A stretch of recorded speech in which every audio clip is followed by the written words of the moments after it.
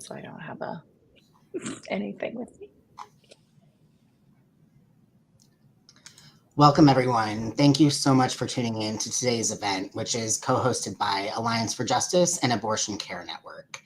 For those of you I don't know, I'm Keith Tyrion, interim co-president of the Alliance for Justice, an association of more than 130 member organizations. And we're committed to building power, transforming courts, and securing justice for all. ACN is not only a co-host of today's event, but also one of AFJ's many member organizations. Today's conversation is part of our ongoing series, Holding Court: Justice Conversations with AFJ, featuring leading activists, scholars, and attorneys to discuss current political and social justice issues. We're honored today to have Renee Bracey Sherman and Erin Grant here with us to discuss Renee's newly published book, Liberating Abortion: Claiming Our History, Sharing Our Stories, and Building the Reproductive Future We Deserve, which she co-authored with Regina Mahone. Before I turn it over to Erin to moderate the discussion, let me tell you a little bit more about both of them. Both are longtime advocates for reproductive justice, calling out that a right isn't a right at all when access is still limited. Renee is a reproductive justice activist, abortion storyteller, and writer. She's the founder and executive director of We Testify, an organization dedicated to the leadership and representation of people who have abortions and share their stories at the intersection of race, class, and gender identity. She's also the co-host of the podcast, The A-Files, A Secret History of Abortion. Thanks so much for joining us, Renee. Erin Grant, our moderator, is the co-executive director at Abortion Care Network, or ACN, a national organization of independent abortion providers across the country. In this role, they focus primarily on membership partnerships with reproductive health, rights, and justice organizations. Erin has nearly a decade of experience working for an independent abortion provider and as a community doula passionate about organizational development. Thanks so much for joining us, Erin. And before we get started, a final note that AFJ is a 501c3 organization.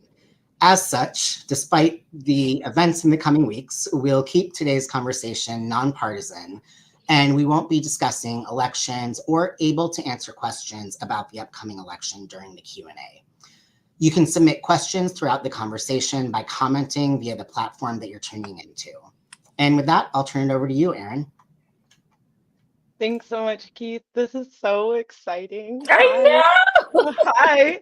I feel like everybody's just hanging out with us. Yes. I really am excited to talk about this with you. I really want to congratulate you on this publication. And on a personal note, I want to say thanks for writing about us. It feels good to have one of us like FUBU, this generation of reproductive justice advocates. And as I've been reading the book, which I haven't been able to put down, yay! I also am kind of feeling a almost famous moment where I get to go to the record store and visit my friends and be reminded. So I know a lot about where you show up in reproductive justice activism. And I want people to read this book. So we're not going to do a reading of this book. We really want you to pick up this book. I would be remiss if I didn't say indie for indie. We want you to get it from anywhere you can, but we'd love for you to pick it up at a local independent bookstore, just the same way that Abortion Care Network would love for you to get your abortion care and your redirection from an independent abortion provider. I really want to dive into why our stories. You're a storyteller, so I feel like this is maybe a softball question, but you really thread a needle of founding We Testify, wanting to amplify the voices of people who have abortion, whether that's Indigenous folks throughout the Americas, whether that's trans folks that are family, or whether that's the academics that are working on theology. You really kind of grabbed everybody in here. So yeah, why our stories? Why right now? Well, I mean, we grabbed everybody because everybody has abortions, and we wanted to be able to show the breadth and depth of all of us who have abortions, have these experiences, and are doing this work to liberate abortion, and have been doing it for centuries, for thousands of years. unlike a lot of the books, ours doesn't start at sort of criminalization or Roe. It starts at 6,500 years ago with the first recipe in Chinese medicine that we could find on record. We would have gone earlier with the dinosaurs, but they didn't write their recipes down. So unfortunately, has to start with people. But just as to be clear that this is how we've been having abortions, we've been doing this ourselves. But what was so important about the tradition of storytelling is that it is how we passed information and traditions through generations. It was through talking, it was through story. And that's how some of the recipes for abortions were passed down. There is this like obsession with the worshiping the written word. I think it's a habit of white supremacy, which feels ironic given that I just wrote a book and written word. So I still do love the written word. But I think what is so beautiful is how much can be learned from abortion stories and stories in general. And we're deeply connected by learning from each other and hearing what we all go through. And I think in this moment that we have lost the right to an abortion nationwide, and the future is quite uncertain. One thing we do have is the ability to talk to one another, to show up for one another, and to pass each other information on here's how you can still get abortions. Here's how you can still show up for one another. Here's how you can treat one another.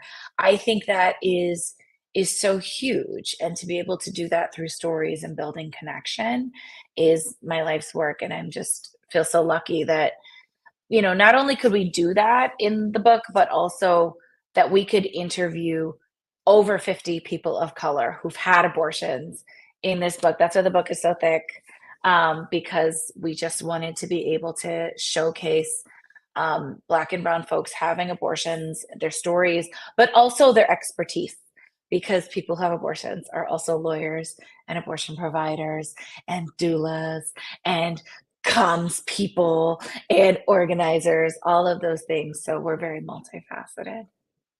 Yeah, I feel very lucky to have gotten an opportunity to not just hear the stories, but have the stories be told to us by a storyteller and someone who's also had abortions, which feels like just an amazing opportunity.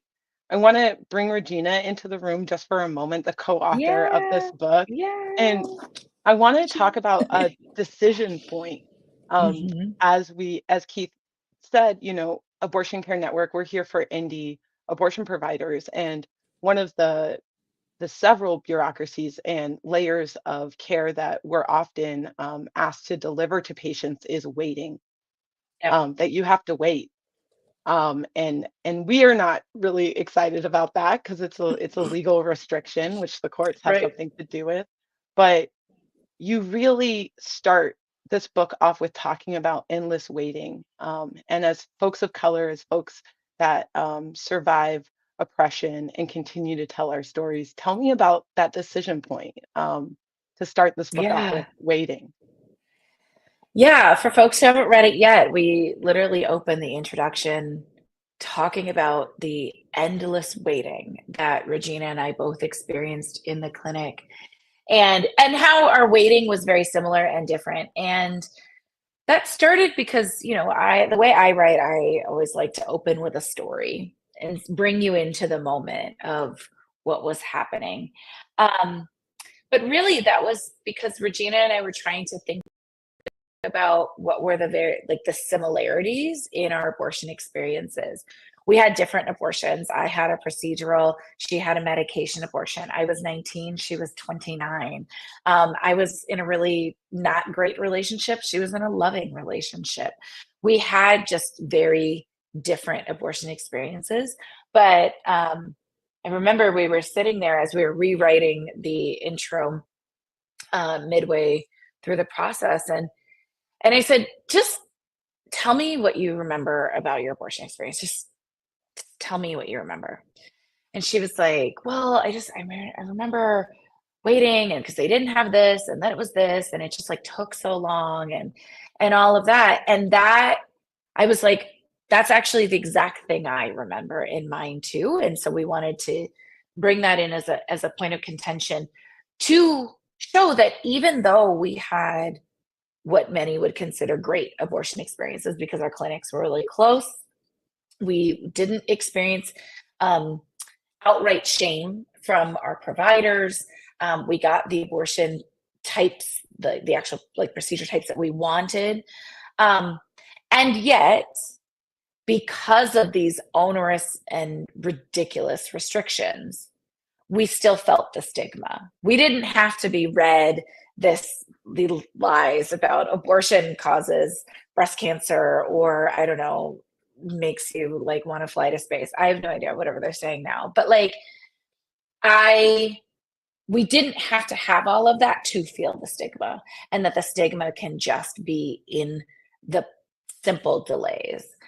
And we really wanted to open with that. And then also to be able to talk about that as how clinics are experiencing it, because it's not an intentional thing. It's not like they just sit you in a room and they're like, well, let's see how long they wait until they finally ask for their abortion.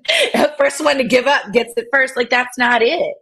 Yeah. It's that we're all stuck under the weight of capitalism, patriarchy, anti-Blackness, the restrictions, all of those things. And it puts us all in a really bad place.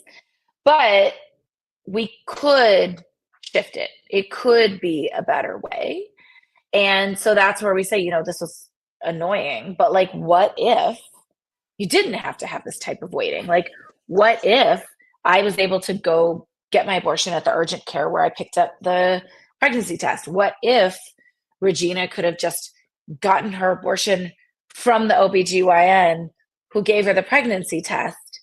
And that is a part of stigma that clinics experience, right? Because her OBGYN would not provide her abortion and then sent her off to a clinic where, oh, I don't do that. They do that over there.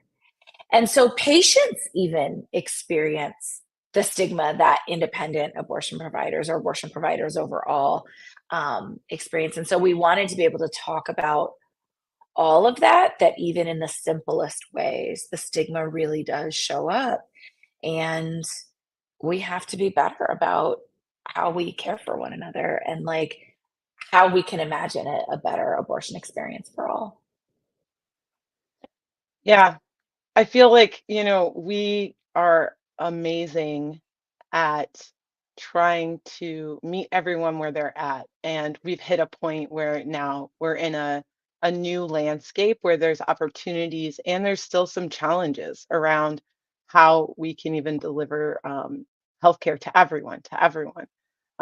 You've been talking about this a little bit, but I want to get granular just because sometimes we take a lot of time to explain like bans or restrictions, but I really want to talk about the people who live in the crosshairs of those intersectionalities of what it means Mhm. to live in a rural community, what it means to have no open abortion clinic in your state, or have providers that are fearful of sharing information, or even neighbors that are fearful of helping and supporting you due to criminalization. Um, Mhm. I really feel like um, I'm gonna take a privilege and know that you're like at the medium and hot side of abolition. And so help us thread the subtleties of really making the case for abortion and healthcare to never be under criminal threat. You start us there and you bring us to Rosie's story, but thread this needle for us about what it Mhm. means for all Americans, people living in poverty, people who already have kids, people who don't want to have kids. Um, yeah, what does it mean to liberate abortion? Yeah. Um, I think most people don't realize how much policing and oppression we actually live under in this country because it's so normalized. And sometimes I don't even feel it until I like leave and go somewhere else to another country and I'm like, whoa, I haven't seen a police officer in days. And I'm in New York City right now, and they're just constantly everywhere in the subway stations. They're just standing around watching people. And that's what their job is to do, is to watch people and monitor your behavior to then punish you if you do something wrong. And I think for a long time, the reproductive rights movement has not had to engage much or think about how abolition shows up, or has chosen not to. One, because a lot of it was really focused on serving white women's needs and middle and upper class white women's needs who are less policed. But also, there's this idea that, oh, we'll be fine, abortion is legal, everything's great. But what has ended up happening is now that abortion is a crime in half of the states, like when something is a crime, that means when you do it, you are subject to criminalization, arrest, policing, imprisonment. And so all of a sudden, they're quite surprised that people are being arrested for the outcomes of their pregnancies and that they're being jailed. And there's this huge apparatus that is like taking people and holding them and treating them terribly. And those of us who've been aware of the policing system are like, yeah, no, that's what we've been talking about for a long time. So I think a lot of people are sort of waking up. This was a big call from the Black Lives Matter movement, was to get people to pay attention to their police budgets, the local budgets, and that how much money was being spent on policing, and that policing was a way to monitor and harm and kill Black and brown people.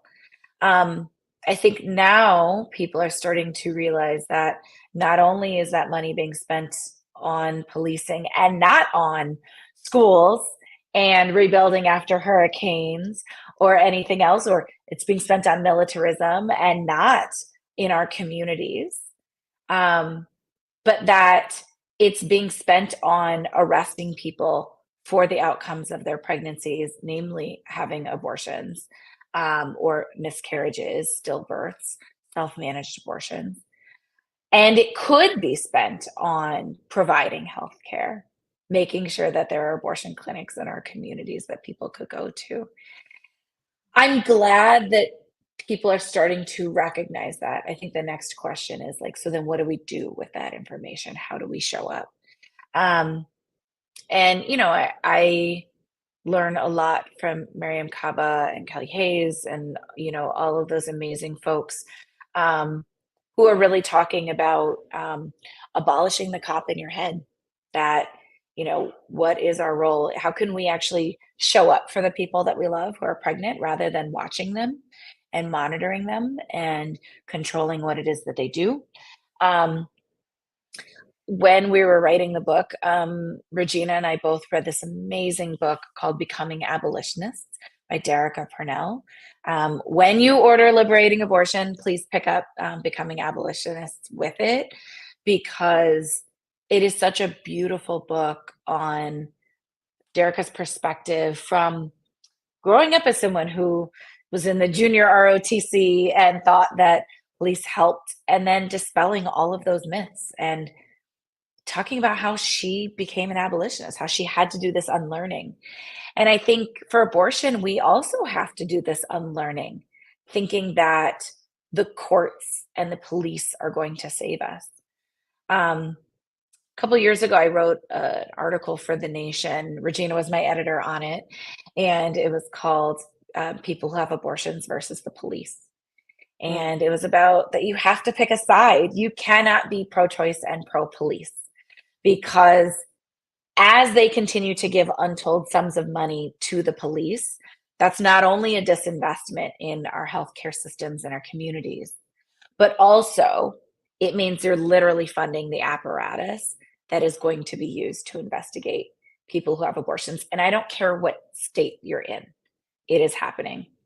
There are people being investigated for the outcomes of their pregnancies, miscarriages, self-managed abortions in California and New York, not just in, the red states, quote unquote.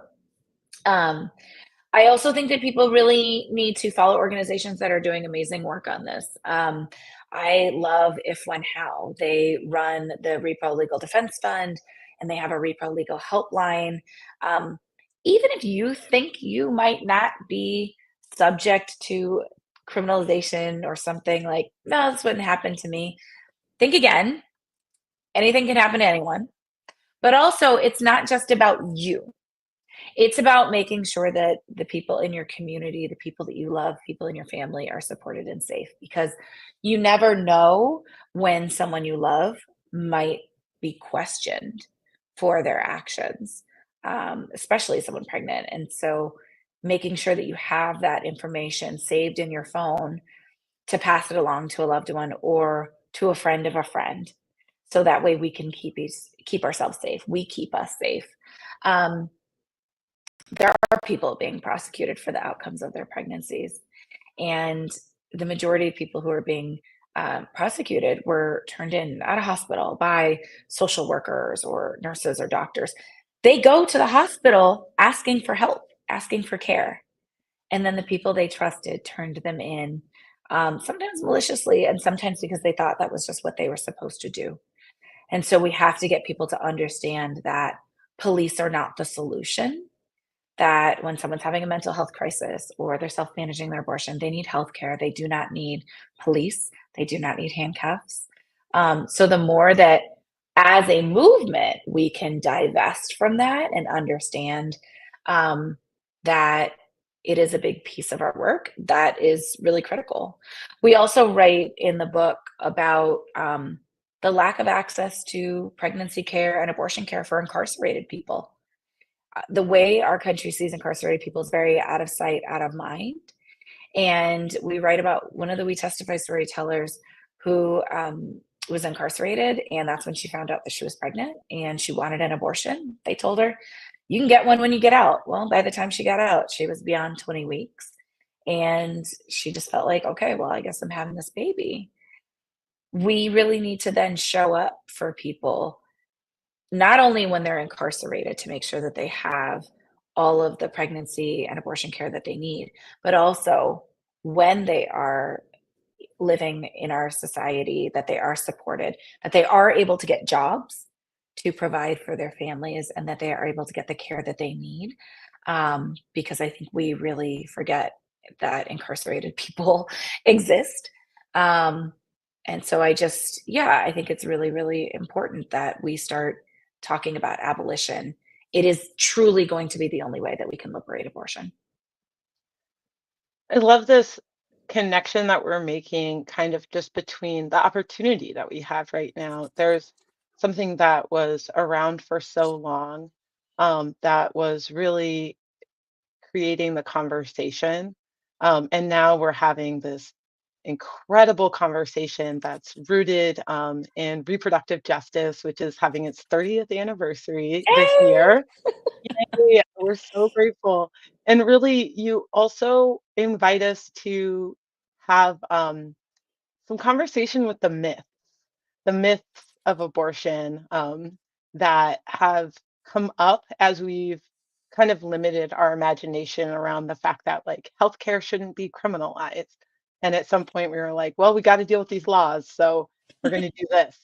Um, I also am so curious if you talk to us a little bit about your favorite kind of like abortion myth, um, or like the abortion myth that maybe made you more curious about abortion myths. I know my favorite kind of abortion myth that's out there is that third trimester abortion care doesn't exist, or that you have to be in some kind of really pitiful state of affairs to be deserving health care. And that, there's no ability for providers to be compassionate or to love you through whatever decision you make about your body. Um, but what is yours? Because you gave us a Okay. lot. What's your favorite abortion myth? Okay. So I'm actually, because, I can't choose anything, so I'm going to pick three, I think, Totally. always. So we have this chapter called abortion splaining, and it's basically our word, like mansplaining. It's our word for the lies and myths about abortion. And you've probably been abortion splained. Um, and I think the first one I'm going to say, when I learned that the majority of people who have abortions are people of color, that changed my life, because I had been sharing my abortion story, but I hadn't really seen a whole lot of people who looked like me out there sharing their stories. And that was like earth shattering. So I was like, where are we? Like, this is not right. And so that was what motivated me to start doing abortion storytelling, specifically centering people of color. And um, so, like, starting my organization, We Testify, to work with queer folks, trans folks, and disabled folks, and low-income folks, formerly incarcerated folks, immigrants, and of course, people of color, to make sure that we get to see us, very for us, by us, boo-boo. But then I think when it comes to specific myths, one of the more thoughtful ones that I actually really love to hate, is the abortion is Black genocide one. I know it sounds really weird. Like, why would I pick that one? No, But I I kind know of get it. I kind of get it. because it's so prevalent Yes. and it's so backwards. Or alongside that same one is abortion is worse than slavery, which I mean is wild, because if abortion is slavery, then that makes the person having the abortion the slave owner, like the overseer, like what? And it's specifically target at Black and brown people. And I think it's really an interesting one, because it's really perpetuated a lot by white people, though of course we hear Black folks, Black and brown folks share it a lot as well. But it's because they can then say, look, we're trying to help save Black people without actually having to engage in history, real information, and figuring out what it is that you all need to thrive. And they can retell the story of slavery, in a time that we're banning books.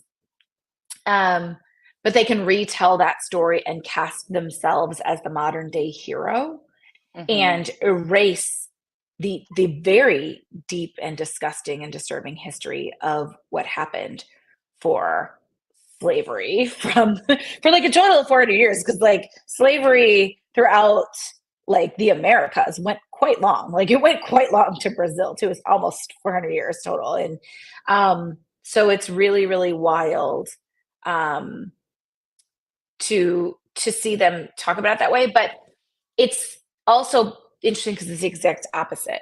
And so doing the research in the book, looking at enslaved Black folks were having abortions. They were chewing cotton root bark like daily to prevent pregnancies after all this chattel slavery and rape. But also to be able to have abortions. They were drinking turpentine. They were taking a lot of teas. Um, you know, it is such a way in which, by saying abortion is worse than slavery, you can erase the very voices that we have of formerly enslaved people who said, no, here's how we had abortions during slavery. So it's deeply anti-Black, it's deeply racist. But I really, and like that one is the right word, but because it allows you to be able to dig deep in history and challenge a lot of misinformation. And it's one of the longer ones that's in that chapter because there was so much there. And it also allows you to struggle with the complexities of that. Sometimes abortion and birth control has been used to push eugenics, among Black and brown people, particularly after slavery had ended, and all of a sudden, people, Black and brown people having children was no longer profitable. Um, so I really appreciate that one for the struggle that it can be. The last one is this really silly one, which is that abortion causes hurricanes and tornadoes and earthquakes and droughts. I feel like we should It's talk to Guttmacher about the rise in abortion numbers in the past year after Roe's fall and what's It's happening. yes. Like, Well, I mean, and it's why like the way in which the anti-abortion movement will just do backflips to blame abortion on any little thing that happens so they don't have to have a conversation about climate change and anti-blackness and capitalism and all of these things is quite wild. But I think that one's especially silly. But I do think that it's another interesting one because it's easy to write it off as silly and flippant. But then when you dig deeper, why is it that they want you to think that everything bad that happens around you is because of abortion and is blamed on people who are pregnant and do not want to be? That we are the all-powerful problem that is causing, whatever tornado and hurricane of the day, and not, I don't know, fossil fuels and climate change and the other destruction of our planet. Yeah, it's wild. I want to take this moment to say we're getting to that point that if you have questions, you want to get into this conversation, now is the time to throw it into the chat. I'm looking at your comments. We're reading your comments. We're appreciative of the people who have lived experience, have worked in the carceral system, folks that are coming to us sharing experiences from the 70s, folks that have worked in all these parts of the sector. This book is for you. Go get your copy now. This is a hot cake of a book. I want to kind of selfishly share something that I've always admired about your courage, which is that as a storyteller, you always leave us with the most important information, which is how to support yourself through abortion or how to give yourself an abortion. I'll never forget the goosebumps and the hairs that were reaching out of my arm when you read the regimen for medication abortion in our federal halls and made sure that C-SPAN at least has one person that is telling someone how to have their own abortion. I work in clinical based care and work on behalf of clinics. And so on page 343, you start to get into the practical guide, whether you're a doula, whether you're a family member, whether you're a teacher, a principal, a concerned neighbor. There's information in this time and space that you need to have. I need an A. These are ACN members, so I always I feel love funny I need being like, it. but knowing where your closest clinic is. And I would Mhm. be remiss if I didn't say what I've heard you say to me, and I've said to you as many times as we can count, which is a real clinic will be upfront with you about all of your options and schedule an appointment for you. Most abortions are provided at independent clinics. It's common for people to only have heard of Planned Parenthood and think that there isn't an abortion clinic nearby because there isn't a Planned Parenthood that provides abortions that they can get to. Call around, ask for referrals, look for local abortion clinics too. And I just love this because you go through clinical based care, you go through telemedicine, you go through where to go, who to call, what to get the discount, grab your heating pad, say something nice, get a nice thing. You do the practical piece, which is when you are supporting a young person, when you're supporting your best friend, when you're supporting the loves of your lives, because Yeah. everybody loves someone who's had an abortion. What are Yeah. the things that you think of? So I just wanted to selfishly not make you plug that this book is also a plug. This book is actually built for, what we're experiencing collectively. I want to go back into your love of reproductive justice. Well, can I real quick, I just want to Yeah. say one of the things that Regina and I decided and fought for about this book is we wanted it to be anything you can think of on abortion, it's here, because we felt like it was really hard or frustrating. Like, we read over 100 books to research for this, like to find little things and bits and pieces here. what if everything was just in one little place? You want to know the history? Here it is. You want to know what's happening right now? Here it is. Do you need help? Here it is. And what felt really important was to have what we call, from our friend Nick Zaleski, who's a doula and a healer, this idea of abortion wisdom. And Yes, here is how to show up for someone who needs an abortion, and also to set up your own abortion in the best experience that you can have. And I think there's so much about the way in which we talk about abortion, that an abortion is like done to you, or you just like go get one. And we wanted to be able to talk to folks and say that you get to be able to set up your own experience and ask for specific things. Like, one of my favorite little notes in there is to like ask your provider if you can, use a little weed, a little THC as your pain medication, because sometimes right? people don't like to take a pill pain medication. So really ask for what you need. Ask your loved ones to show up for you. We wanted it to be as clear and thoughtful as possible, to really just be this guide for people who are going through it, from people who've been through it. We wanted it to be a love letter. So It is. It's totally a love letter, and it's also just an opportunity for us to keep this conversation going and to keep the mhm. story continued, right? Like, I learned this here, but I'm going to teach my friends here. The reason I wanted to go so quickly back to reproductive justice is because Yeah. not only is that peer-to-peer culture of teaching each other such a prevalent part, um, but you bring in so many other topics. You bring in economic justice and make us super familiar with this man, Henry Hyde, William Hyde, Henry Hyde. I Henry haven't Hyde. Henry. I just try not to learn his name too well. Right. Um, Don't commit you it to know, memory. don't get committed to him. Um, you bring in folks like, period. These two young folks that were in high school were like, Mhm. menstruation equity is wild out here. There's things like a Yeah. pink tax. You talk about the impacts of climate disaster. You talk about personal and sexual pleasure.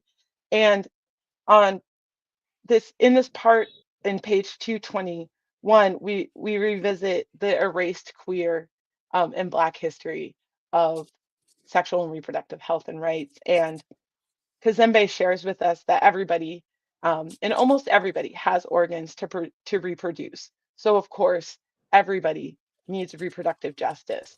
I really want to make a pitch for you around how many people need this book underneath their tree of holiday choice, or near their gifts of giving, or in their Kwanzaa package. Like, how accessible is this book to help people understand where this fight is going, regardless of elections, as Keith said, regardless of who's in the White House? What other gifts is this book giving, and how many people can I convince to buy this book for their family for their next several holidays that we Oh, have to Erin. endure? It's a great gift for Flag Day, everyone. Yeah, Learn America's history. yeah. It's funny because as I've been on tour, people will say, "Oh, I'm gonna get this book for my daughter or my niece or my cousin," something like that. Um, and I challenged people a little bit, like, why not your son? Like, why not? Why not the cis men in your life too? My neighbors, he wanted it for his sister and his niece. And I looked at him and I said, gave him two copies, but I also said, like, have you read it? And it was funny because he looked at me and he like looked at his voice for a second, and then he was like, yeah, I read a couple pages. And I said, and what did you think? And he was like, it's okay that all of us can talk about this. And I think that's a challenge that we have around, the way in which we talk about sex ed and reproduction, is that it's very much this cisgender, heteronormative way of talking about it. And then we only teach it to cisgender women or people we perceive to be childbearing.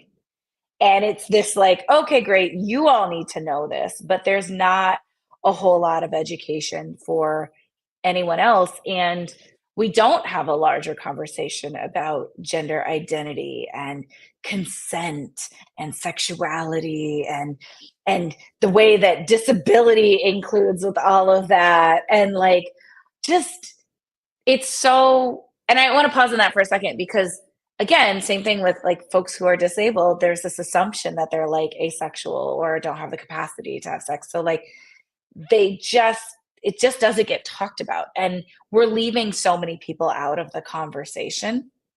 And then I know this might be an unpopular opinion, but I don't like those videos that are going around social media where they're walking up to men on the street being like, do you know the difference between a tampon and a pad or something like that? Or do you know the difference between morning after pill and abortion pill? And then they like laugh at them for not knowing. I don't like those videos. I don't think they're helpful, because you know what? Most people don't know the difference between those two pills. That's why we opened up the book with a whole, here's what is an abortion. Here's how pregnancy happens. Here's what all of the different abortion procedures are. Because I doubt most of us did not get great sex ed. Most of us did not get all of the information that we need, and often we don't get it for our own bodies. And so I think making fun of people for not knowing doesn't actually help the growth and the education. But also, you know, while their point might be like, oh, look at these cis dudes on the street who don't know, but you're A, not giving out the answer and doing the education, and B, some of the other people who are not cis dudes are also watching and maybe don't know the difference. And so then you've taught them that it's okay to make fun of them for not knowing. And I don't think that we should shame people for not knowing information about their bodies. And that is why this book is as thick as it is. It's 416 pages. And I think at one point our publisher, HarperCollins, was like, well, we're going to have to cut back on some pages. And I was like, oh, you're going to need to cut down some more trees, because we have to have all of this information, because they are trying to take it out of schools and make it a crime to share. And so I think it's really important that we center this on all of our experiences, as expansive as we can, and that we break it down so that people don't feel shame in asking for questions or not knowing what they don't know, they don't know. So my hope is that, long way to answer your question, is that my hope is that people will get this book for themselves and for others, and share it. We've had a number of people who've come to the book talks and been like, oh, my copy's still on the way, or I forgot to bring it with, so I'm just buying another copy. Can you sign this copy? And I'm going to give away the other copy, which I think is wonderful, because we need to say that it's okay to share knowledge. That's part of that storytelling piece. The last thing I'll say is someone in my life who has been reading the book just let me know that she felt really loved and held by the book and learning all the information. And she didn't realize what she didn't know, even after having several children, about how pregnancy happens. And just like the internalized shame that she had been experiencing and living with. And she just said to me that the book was feeling very healing, and also helping her do the healing, so then she can support her children on that journey, so that they have to do as much healing, or they can actually grow up free because she is healed or healing. And so I really hope that that's the effect that the book has. I love that so much, because to me, this conversation about the journey and being able to kind of connect all of us to the journey of healing, healthcare, access to bodily autonomy, sovereignty over one's body, sovereignty is really a sticking point in reproductive justice. And we Yeah. have only found each other through story and connecting each other. We don't all have the exact same experience. That's not the goal. right? No. That's not the goal. Um, very kind of mid section of the book, you make this opportunity for us to think about Rosie Jimenez, who is often coined as kind of like a canary in a coal mine in a way of death Mhm. associated with abortion. And just in this past month, we've endured our Yeah. our first public um, Yeah. kind of grieving over the incredible loss that we continue to see for Black, Brown, Yeah. and queer folks, and Indigenous folks, and more so just kind of like an ongoing legacy of not caring Right. when we don't survive children. Right. Um, and you connect Rosie, you connect this story in this book of Rachel, and you also connect Representative Barbara Lee, Mhm. um, who's been a champion for change for so long. And so I really want to ask about how do we keep our stories full? How do we not fight over our stories?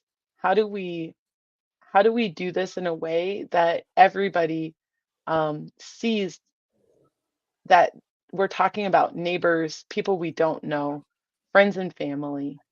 Um, because as you said, liberating healthcare also means keeping the full stories that we lost along the way, the good and the bad, I Mhm. assume. That's just Yep. me. And I'm Yeah. reading from 165 for anyone else who's a nerd. But as as we Can you lead a reading group for this book? I love it. I totally would. I believe I would be good at it. Um, You would. I could just help everybody out. Let's all do some popular education together Let's do it. and bring our all of our genders to the table. Yeah. But I really do want to ask you this question. I know I asked it earlier, but we have to be able to tell stories that are better than just responding or sticking to our opposition. I work with Yeah. you. I can call you anytime. Like, this is really sweet. But I think about what I'm underlining in your book as somebody who feels like I could call you anytime. Mhm. And that we have to keep our stories full and that they can't just be to stick it to our opposition or to respond to them. What Mhm.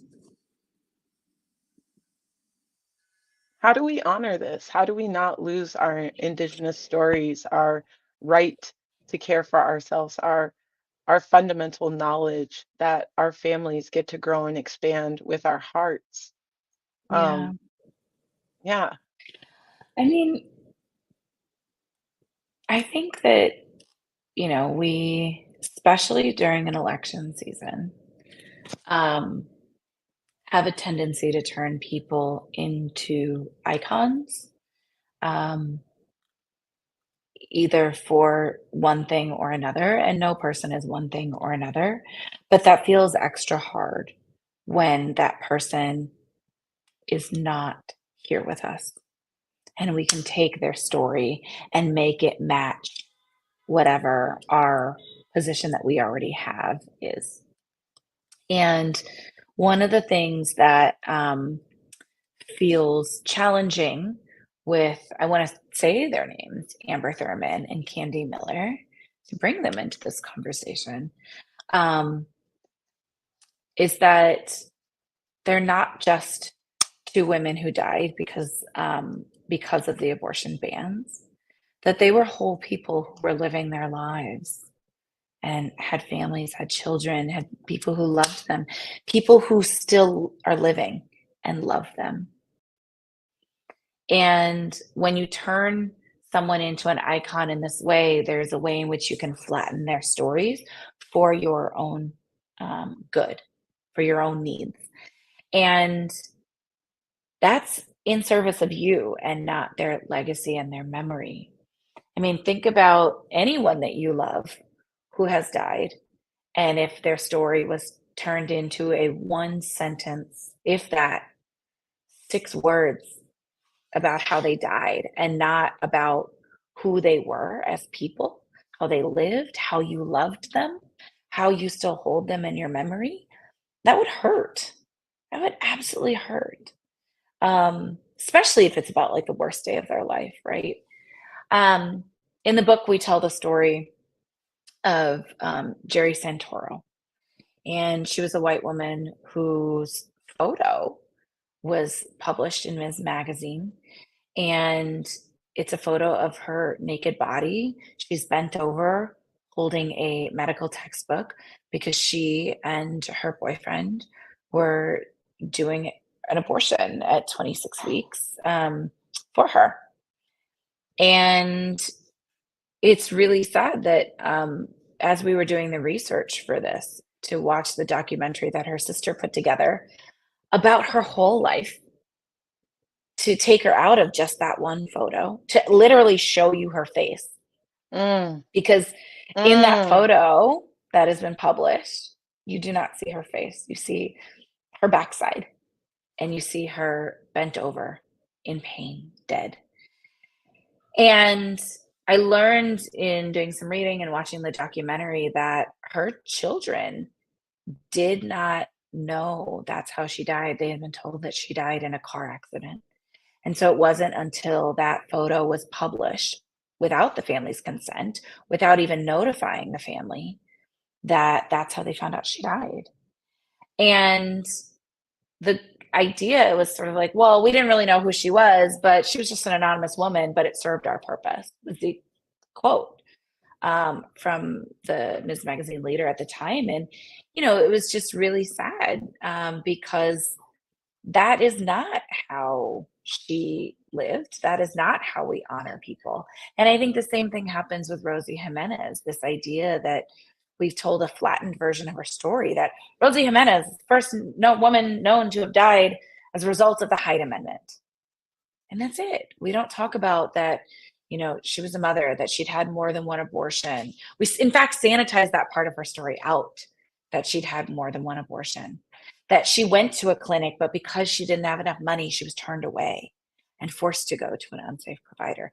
We sanitize these stories to make ourselves the hero as the movement, and that here's how we can save more Rosies.